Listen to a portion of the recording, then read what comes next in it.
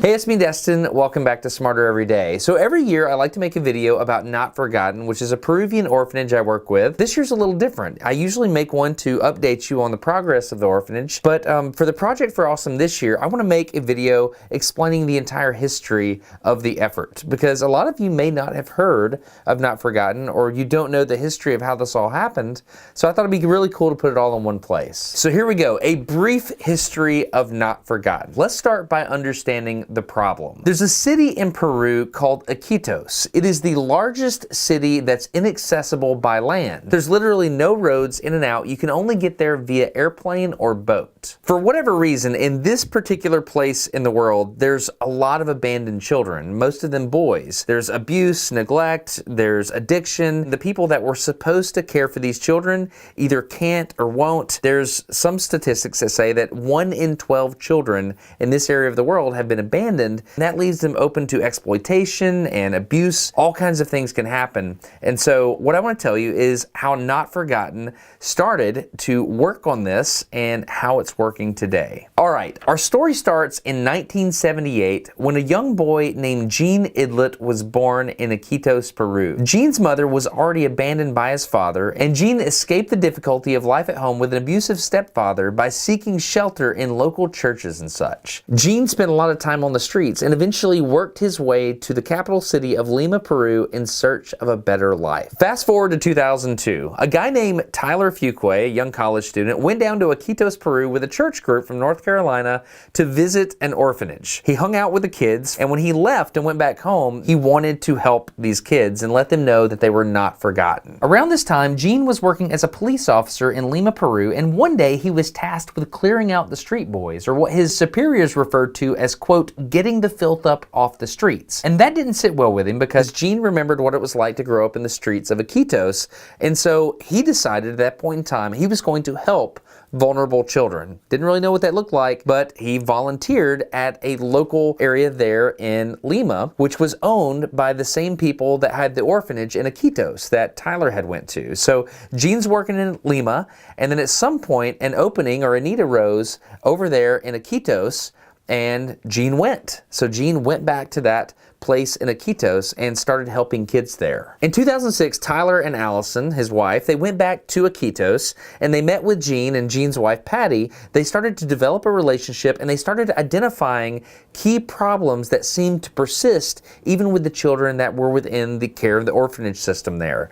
At that point in time, they identified the key factor to breaking the cycle of abandonment, and that is to center the care around the family unit in a home. Tyler, Allison, Gene, Patty started coming up with a plan to make this thing real. In 2008, I lived in a different city and I went on a short-term mission trip to Chiquian, Peru, where I started to fall in love with the country. I had a blast. I fell in love with the people and it was amazing. So in 2010-2011 timeframe, when Tara heard about another opportunity to go to Peru, we had 2 children, she needed a break. We were like, yes, you're gonna go and you're gonna go alone with the team. So she went, and this time she went to Iquitos, and that's a trip that Tyler went on. Tara came back super excited. She was blown away, and she just looked at me when she got home and she said, hey, here's the deal. We're helping these orphans now. That's what we're doing.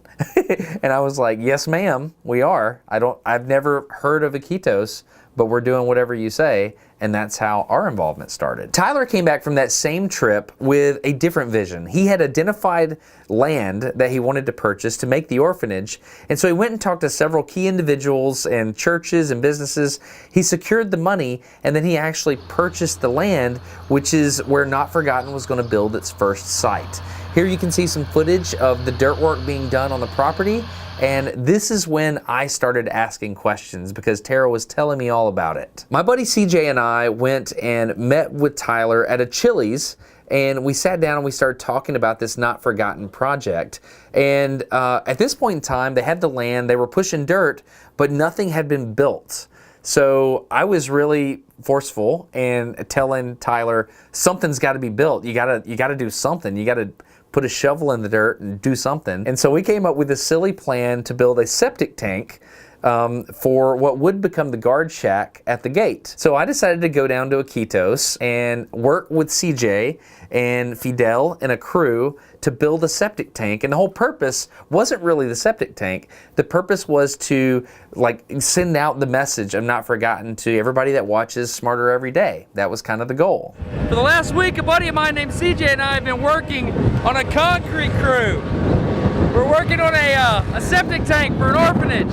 It's pretty awesome. We submitted this video to the Project for Awesome. Good morning, Hank. It's Monday, December 18th, 2012, which means it's time for the 6th annual Project for Awesome. So all over YouTube today, people are making videos about their favorite nonprofit organizations. And right now you can go to projectforawesome.com and submit your videos and also vote for your favorites to help decide where the Project for Awesome funds go. A lot of money was raised through the Project for Awesome for Not Forgotten. And more importantly, people started supporting Not Forgotten on Patreon. The first few patrons that started coming in, that started to feel like a sustainable model because a certain amount of money was going to come in every month and you could plan on that. So it became a thing. Smarter Every Day, I made sure to make a video every year. Not Forgotten. Not Forgotten. Not Forgotten. Not Forgotten. It's a really good thing. And it was amazing. We got the first kids into the homes. Okay, now it's time to show you what we've done on the orphanage. This is the fun part. There's a wall, and let's go through a butterfly puddle on the way.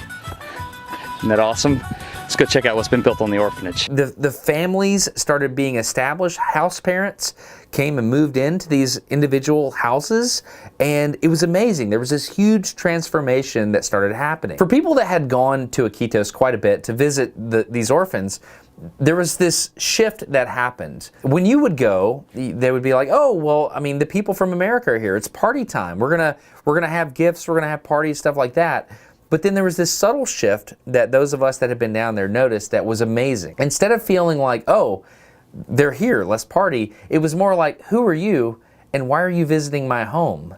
Which was amazing because that was the moment that you could see the vision. You could see that the kids were starting to feel secure in their family. It's like, why are you visiting my home? Because this is my home. It was huge to see that transformation, and you could almost see the cycle start to break right before your eyes. So we're disturbing dinner. This is dinner time at Moisés' house. Moisés, ¿por qué es importante comer todos juntos como una familia? Bueno, porque nos hace estar unidos, no es el tiempo en que estamos unidos, a veces estamos haciendo otras cosas, Mary con sus cosas de la casa, yo también con los talleres, con los chicos, y este es el tiempo en que estamos todos juntos. In Las Lomas, there's a lot of childhood that's been lost. So that's where the boys on this 100-acre like playground, so to speak, I mean, you've got soccer fields, got the jungle, got the lake. That's where they can learn to be a kid again. That's where they can learn how to trust. Everything's not fight or flight at that location. You're learning how to interact with people and how to trust people.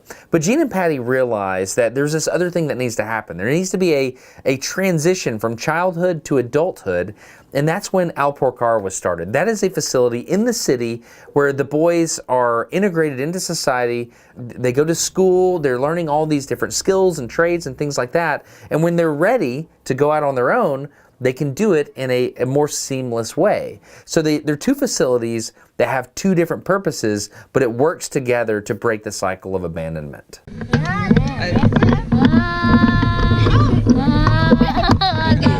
One of the things that's amazing about Not Forgotten is the fact that there's all these staff that are Peruvians that are working there together to make sure these kids have the best care possible. You've got teachers, you've got literally their parents, their house parents, you've got psychologists, you've got people that help prepare food. There's so much going on, and it's great because these kids are very, very well loved and very well cared for. Yes. Not Forgotten is great. I've seen it with my own eyes. I hope to see it again this summer if I'm able to travel down there. But it's totally worth your support. There are 35 kids in care of Not Forgotten. There's 2 homes at each location that's active. There's 2 homes at Las Lomas, 2 homes at Alporcar. The desire is to open a 3rd home at Las Lomas, but the finances aren't there. The home is physically there, but they need staff, they need to make it happen. So if you're interested in supporting Not Forgotten, the best way to do that is through Patreon. If there could be $4,000 additional per month given to Patreon, they can budget on that. It doesn't have to be a lot. Whatever you are comfortable giving for a long period of time, that's the goal. So please consider going to that link down in the video description, patreon.com/notforgotten, if I recall correctly, and that would be huge. Anyway, that's it. That's a brief history of Not Forgotten and why I'm involved in it and why I care so much. I hope you enjoy it. I know a lot of you are involved as well, and you've got your own story in relation to Not Forgotten. I think that's really, really cool. It's really cool that this is just happening and these kids' lives are changing and the cycle of abandonment is being broken slowly, and I'm very excited about that. Anyway, that's it. Links down in the video description. I'm Destin. You're getting smarter every day. Have a good one. Bye. Adios. Adios. Goodbye. Oh, in that septic tank I worked on, yeah, the guard shack never got built. However, there was a golden toilet placed on top to commemorate its special place in Not Forgotten history.